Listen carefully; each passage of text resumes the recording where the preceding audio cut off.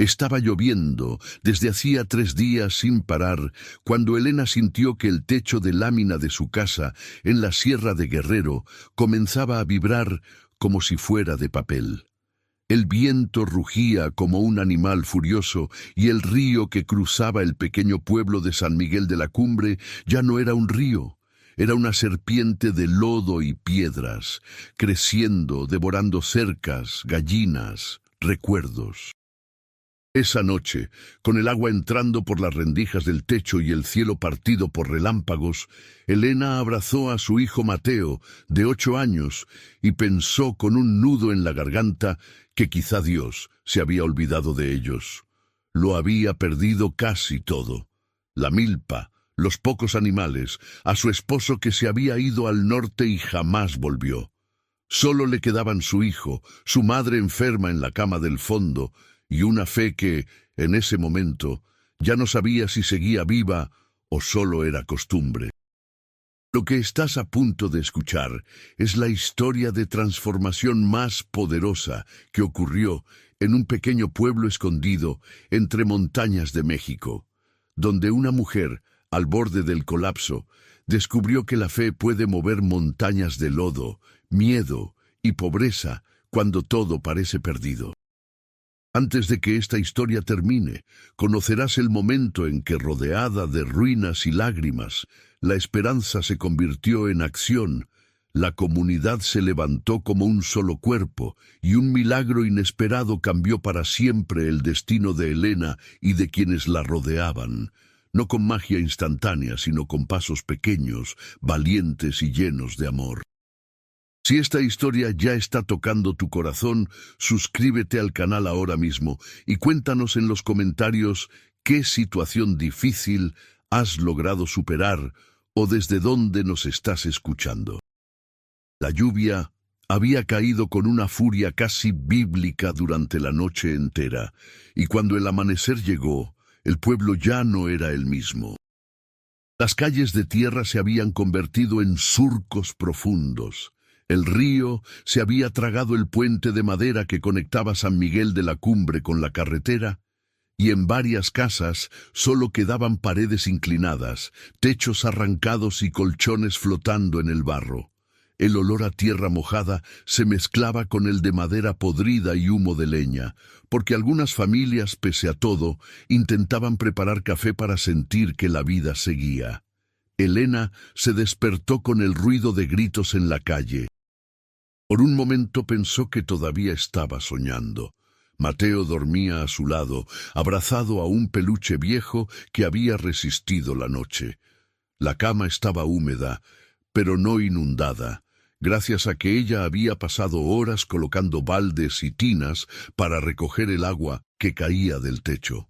Su madre, doña Rosa, tosía en la cama del fondo, envuelta en mantas delgadas que ya no abrigaban lo suficiente.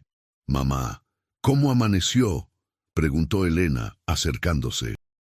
«Como una rama vieja, mija», respondió doña Rosa con una sonrisa cansada, crujiente, pero todavía en pie.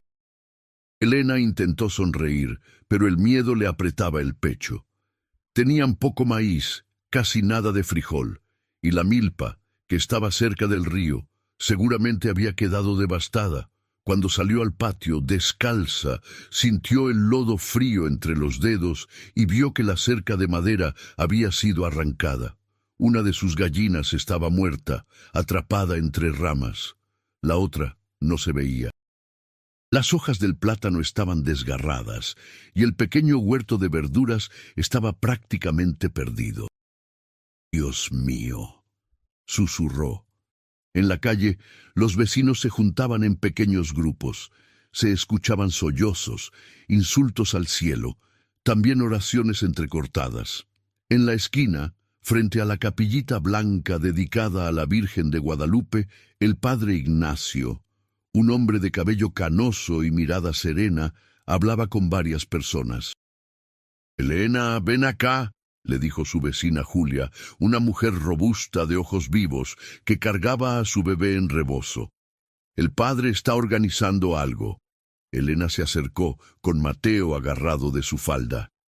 «Hijos», La situación es grave, decía el padre Ignacio.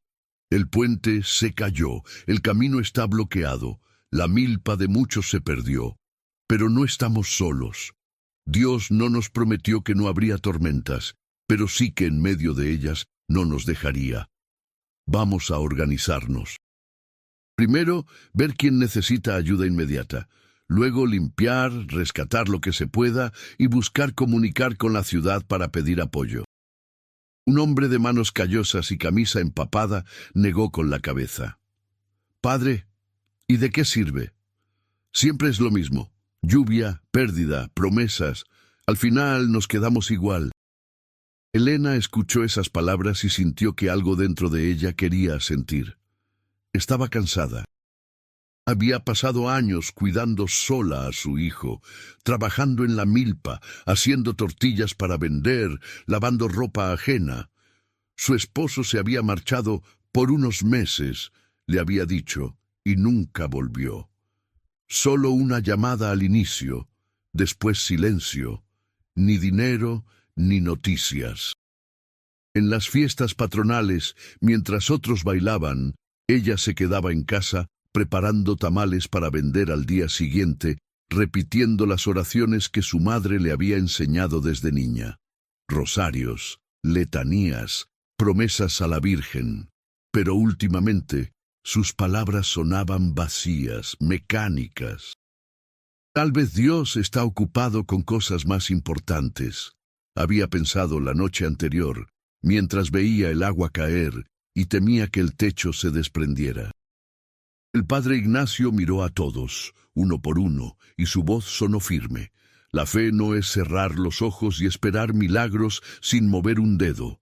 La fe es levantarse del lodo y decir, no me rindo, aun cuando parece que todo está contra nosotros. Dios trabaja con nuestras manos, con nuestro esfuerzo, con nuestra unidad. Hoy, más que nunca, tenemos que ser comunidad. Julia levantó la mano. Padre, mi hermana perdió su casa. Podría quedarse en la casa de mi cuñada, pero el camino está lleno de piedras y árboles caídos. Vamos a hacer brigadas, dijo el padre. Los más jóvenes ayudan a despejar los caminos. Las mujeres que puedan se encargan de preparar comida para todos con lo que tengamos. También vamos a usar la capilla como punto de apoyo para guardar víveres y organizar la ayuda. Elena levantó la voz, tímida. Padre, mi mamá está enferma y casi no tenemos comida. El padre asintió con compasión. Elena, tú quédate cerca de tu casa y de tu madre. Vamos a hacer una lista de quienes necesitan prioridad. Y no te preocupes, hija, no te vamos a dejar sola. Las palabras «no te vamos a dejar sola» cayeron sobre Elena como una mezcla de alivio y desconfianza. Se preguntaba si realmente podían ayudarla. Se preguntaba si Dios, que había permitido esa tormenta, también podría sostenerla ahora. Durante los días siguientes, San Miguel de la Cumbre cambió su ritmo de vida. En lugar de los cantos de gallos y el sonido metálico de machetes cortando maleza, se escuchaban golpes de palas, serruchos, voces coordinando esfuerzos. Los hombres y jóvenes despejaban caminos. Las mujeres cocinaban grandes ollas de frijoles y arroz en el patio de la capilla. Los niños ayudaban a cargar pequeñas ramas y recogían botellas reutilizables para traer agua. Elena hacía lo que podía. Su mamá necesitaba cuidados constantes, medicinas que ya casi se habían acabado, masajes en las piernas doloridas, sopas suaves. Aún así, asistía a las reuniones comunitarias en la tarde, llevando a Mateo de la mano. Una noche, en la pequeña capilla iluminada por velas porque la luz eléctrica había fallado, el padre Ignacio propuso algo diferente. Vamos a hacer una novena especial, dijo. No solo para pedir, sino para agradecer la vida, para pedir fortaleza, para encontrar caminos nuevos. Cada noche alguien compartirá su historia, su lucha, su miedo. Vamos a escuchar y sostenernos. Elena sintió un escalofrío. ¿Compartir su historia? ¿Para qué? ¿De qué servía decir en voz alta que estaba agotada, que tenía miedo, que a veces envidiaba a quienes ya no estaban porque no tenían que luchar cada día? Pero esa misma noche, mientras lavaba ropa en el lavadero de cemento, con el agua fría cortándole las manos, escuchó a Mateo. «Mamá, ¿Dios nos va a dejar sin casa?» Elena se quedó paralizada. «No, mi amor», respondió al fin tragando saliva. «Dios no nos va a dejar sin casa. Vamos a encontrar la forma». «¿Y si papá vuelve cuando ya no tengamos nada?», preguntó él, inocente. La pregunta la atravesó como una flecha. Hacía años que se había rendido a la idea de que su esposo regresara. A veces sentía rabia, otras tristeza, otras simplemente vacío. «Si papá alguna vez vuelve», dijo, con voz más firme de lo que sentía, «encontrará algo mejor que una casa. Encontrará que no nos rendimos». Esa noche decidió ir a la capilla, no a contar su historia, solo a escuchar. El olor a velas, a flores marchitas y a incienso la envolvió apenas cruzó la puerta. En un rincón, la imagen de la Virgen de Guadalupe, con su manto verde y dorado, parecía observarla con ternura. Una señora mayor, de voz temblorosa, estaba contando cómo había perdido a su hijo en una riada años atrás y cómo, desde entonces, se había dedicado a cuidar a los niños del pueblo para llenar el vacío. Un joven hablaba de su deseo de emigrar a la ciudad para estudiar y su miedo de dejar a sus padres solos. Una mujer confesó que sentía rabia con Dios, pero que aún así venía a la capilla porque no sabía a dónde más ir. Elena se dio cuenta de algo que nunca había pensado antes. No era la única rota, no era la única cansada. Todos llevaban cicatrices, visibles e invisibles. Pasaron los días y las noticias llegaron con dificultad. Un grupo que logró cruzar la montaña informó que la ciudad más cercana estaba organizando ayuda, pero que tomaría tiempo. Mientras tanto, la comunidad siguió resistiendo, improvisando soluciones. Se repararon techos con láminas usadas, se compartieron semillas salvadas del lodo, se estableció un calendario para usar el único generador de luz disponible para cargar algunos celulares y mantener una pequeña nevera con medicamentos. Elena, sin embargo, empezó a sentir otra tormenta dentro de sí. Aunque el pueblo estaba unido, su situación personal parecía empeorar. La tos de su madre se hizo más profunda. El pequeño stock de medicinas se agotó. El cuerpo de doña Rosa, que siempre había sido fuerte, empezó a parecerse a la rama vieja de la que hablaba, seca, quebradiza. Una tarde, mientras el cielo se nublaba otra vez, Elena se sentó junto a la cama de su madre. «Mamá, estoy cansada», dijo sin rodeos. Doña Rosa la miró con sus ojos pequeños, llenos de sabiduría y agotamiento. «Claro que estás cansada, mija. Has cargado demasiado peso sola. A veces siento que rezo y nada cambia», confesó Elena. «Rezo para que la lluvia pare, y no para. Rezo para que la milpa produzca, y viene una plaga. Rezo para que papá de Mateo vuelva, y no vuelve. Rezo para que usted mejore, y la veo peor». «¿De qué sirve tanta oración?». Doña Rosa se quedó callada un momento. «¿Te acuerdas cuando eras niña y teníamos sequía?», preguntó al fin. Elena asintió. Había sido un año terrible. No llovió casi nada. La tierra se abrió en grietas. Los animales murieron. La gente empezaba a irse del pueblo. «Yo también me cansé de rezar ese año», continuó doña Rosa. «Un día le grité a Dios en la cocina. Le dije que ya estaba harta, que si no quería ayudarnos, que al menos nos dejara en paz. Lloré como nunca. Y luego tu abuela llegó, me vio llorando y me dijo: la oración no es para cambiar a Dios, es para cambiarte a ti, para darte fuerza cuando ya no tienes, para recordarte que no estás sola, aunque así te parezca». Elena respiró hondo. Nunca había escuchado esa historia. ¿Y la lluvia? Preguntó casi con ironía. Al final llovió. Sí, pero no porque yo recé más bonito que nadie, dijo doña Rosa sonriendo. Llovió porque tenía que llover. Lo que sí cambió con la oración fue que yo dejé de sentirme hueca. Me dio fuerza para seguir plantando, para pedir ayuda, para compartir lo poco que teníamos. Eso nos salvó más que la lluvia. Elena miró el rosario sobre la mesa de noche. Las cuentas de madera tenían brillo en algunos puntos, gastadas por los dedos de su madre. Entonces, tengo que seguir rezando aunque no vea nada cambiar. No tienes que hacerlo, respondió doña Rosa con dulzura.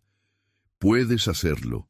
Es distinto. Rezar es como respirar. A veces no te das cuenta, pero es lo que te mantiene de pie. Las palabras de su madre la acompañaron esa noche mientras volvía a la capilla. Cuando el padre Ignacio pidió un voluntario para compartir su historia, Elena sintió que el corazón le latía tan fuerte que le parecía que todos lo oirían. Su primera reacción fue quedarse sentada, pero entonces vio a Mateo, al lado de Julia, mirándola con esos ojos grandes y confiados. Se levantó. El silencio se hizo más denso en la capilla. «Me llamo Elena», dijo, con voz un poco temblorosa pero firme. «Y estoy cansada, muy cansada. He rezado toda mi vida y hay días en que siento que nada sirve». Las miradas se clavaron en ella, pero no con juicio, sino con atención. «Perdí la milpa con esta tormenta», continuó. «Mi esposo se fue hace años y nunca volvió. Tengo un hijo que pregunta si Dios nos va a dejar sin casa. Tengo una madre enferma y casi sin medicinas. Y hoy, por la mañana, le dije a Dios que ya no podía más, que si quería, me llevara de una vez». Un murmullo recorrió la capilla, pero el padre Ignacio hizo un gesto para que la dejaran seguir. «Pero luego vine aquí», dijo Elena. «Escuché la historia de otros. Vi cómo todos trabajan, comparten, ayudan. Y me di cuenta de algo. Aunque mi vida está llena de huecos, no estoy sola. Ustedes están aquí, y si ustedes están aquí, creo que Dios también está, de alguna forma. No sé cómo. No sé por qué permite lo que permite. Pero hoy voy a seguir. Un día más. Y mañana intentaré seguir otro día». Se le quebró la voz. Un par de lágrimas le corrieron por las mejillas. Julia se levantó y la abrazó. Luego, otra vecina, y otra. Elena sintió, por primera vez en mucho tiempo, que su dolor había sido visto, no escondido. Ese fue el punto de ruptura. A partir de ese día, algo cambió, aunque nada fuera un milagro instantáneo. Elena empezó a participar activamente en la organización de la comunidad. Aprendió, con otras mujeres, a usar una pequeña máquina de coser que habían donado a la capilla años atrás. Comenzaron a reutilizar telas, ropa vieja, cortinas arruinadas por el agua, para hacer bolsos, fundas, pequeños manteles que luego podrían vender cuando el camino volviera a abrir. El padre Ignacio propuso formar un pequeño comité para gestionar proyectos a largo plazo, no solo reconstruir lo perdido, sino mejorar la vida del pueblo. Habló de cooperativas, de solicitar programas de gobierno, de contactar organizaciones civiles de la ciudad. Elena, al principio, pensó que eso era demasiado grande para ella, pero cuando escuchó que necesitaban alguien responsable para coordinar a las mujeres del pueblo, muchas miradas se dirigieron a ella. «Elena siempre está al pie del cañón», dijo Julia. «Ella no se rinde». Elena casi rió por dentro. Si supieran cuántas veces había estado a punto de rendirse. Pero entonces recordó la frase de su madre. «Rezar es como respirar». Y pensó que tal vez liderar ese grupo era otra forma de oración. Una oración con manos, con piernas, con barro en los pies. Aceptó. Si esta historia te está recordando tus propias luchas, Aprovecha este momento para suscribirte y activar la campanita. Así no te perderás ninguna de estas historias de fe y superación. Cuéntanos también si te identificas con Elena y qué estás aprendiendo de su camino. La segunda parte de la historia comenzó cuando, semanas después, llegó al pueblo una camioneta blanca con el logotipo de una organización civil de la ciudad. Traían cajas con alimentos, medicamentos, ropa, pero también algo que nadie esperaba: un pequeño taller móvil de capacitación. No queremos solo traer cosas y luego irnos, explicó una mujer joven de cabello rizado llamada Carla. Queremos enseñarles herramientas para que ustedes mismos puedan generar ingresos, fortalecer la comunidad y prepararse mejor para futuras emergencias. Elena, que nunca había salido de la sierra más allá del mercado de la ciudad cercana, miraba a esas personas como si vinieran de otro mundo. Traían laptops, folletos, ideas nuevas.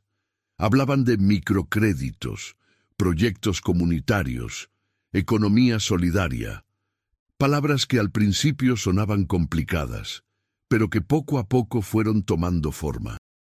Durante los talleres, Elena descubrió algo que no sabía que tenía: una inteligencia práctica para organizar, priorizar y conectar personas. Mira, Elena, le decía Carla, tú ya sabes hacer mucho. Sabes quién en el pueblo necesita qué, quién puede aportar, quién sabe cocinar, coser, cargar, construir. Eso es liderazgo. Y el liderazgo, cuando se pone al servicio del bien común, es un acto de fe. La frase se le quedó grabada. Comenzaron un pequeño proyecto, una cooperativa de productos hechos a mano: bolsos bordados, manteles, servilletas, artesanías de madera. Cada familia aportaba lo que podía. Algunos hombres se encargaron de tallar cruces y figuras de santos con madera de árboles caídos. Las mujeres diseñaban, cosían, bordaban. Los jóvenes aprendían a usar el celular para tomar fotos y enviar catálogos por aplicaciones de mensajería a posibles compradores en la ciudad. Elena coordinaba los pedidos, anotaba en un cuaderno quién había aportado qué, quién había recibido, cuánto faltaba. La primera vez que lograron vender un lote pequeño y el dinero llegó al pueblo, hubo lágrimas. No era mucho, pero era suyo. Había nacido de sus manos, de su trabajo, de su unión. Mientras tanto, la salud de doña Rosa empeoraba. Una tarde, con el cielo despejado después de días de sol, la encontraron respirando con dificultad. Elena corrió a la capilla a pedir ayuda. El padre Ignacio organizó rápidamente a un grupo para llevarla en camilla improvisada hasta la carretera, donde podría pasar una ambulancia. Durante el trayecto, Elena caminaba al lado de la camilla sujetando la mano de su madre. Sentía que cada paso era una oración mudamente gritada. «Mamá, no me deje», susurraba. «Apenas estoy aprendiendo a ser fuerte». Doña Rosa, con los ojos entreabiertos, sonrió débilmente. «Ya eres fuerte, mija, solo que no te habías dado cuenta». La ambulancia tardó, pero llegó. Se llevaron a doña Rosa a un hospital de la ciudad.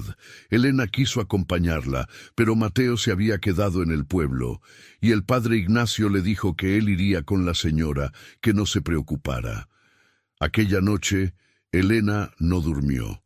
Se sentó frente a la imagen de la Virgen en la capilla y habló sin parar, como si fuera una amiga de toda la vida. «Estoy enojada, asustada, confundida», dijo. «No quiero perder a mi mamá. No quiero que mi hijo crezca sin abuela, como casi crece sin padre.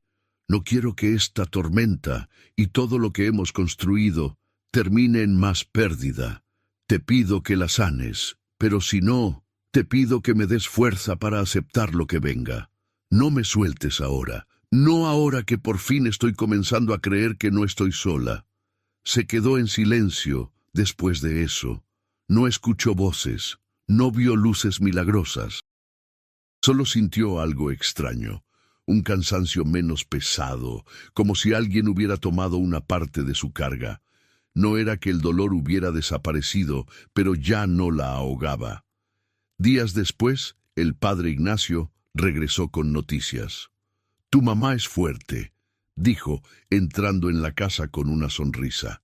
«Tiene que seguir con tratamiento, pero está estable. Tuvimos la suerte de encontrar un médico voluntario que trabaja con la organización que vino al pueblo. Están ayudando con medicinas». Elena rompió a llorar, esta vez de alivio.